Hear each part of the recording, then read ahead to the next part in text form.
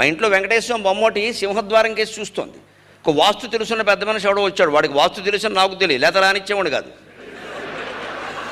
మామూలుగా ఏదో పని మీద వచ్చి కూర్చోమన్నాను. కాసేపు ఉన్న తర్వాత ఈ వెంకటేశ్వరం బొమ్మ ఇటు చూస్తోంది, సింహద్వారం చూస్తే నీకే అన్నాను నేను.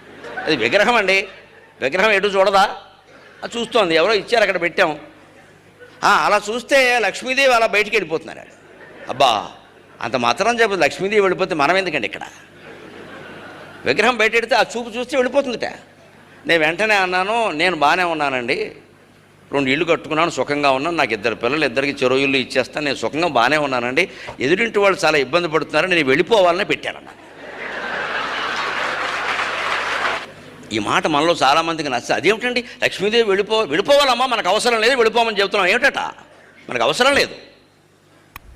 అవసరం లేని డబ్బు వెళ్ళిపోవడమే మంచిది, అవసరం లేని జబ్బు వెళ్ళిపోయినట్టే అవసరం లేని డబ్బు కూడా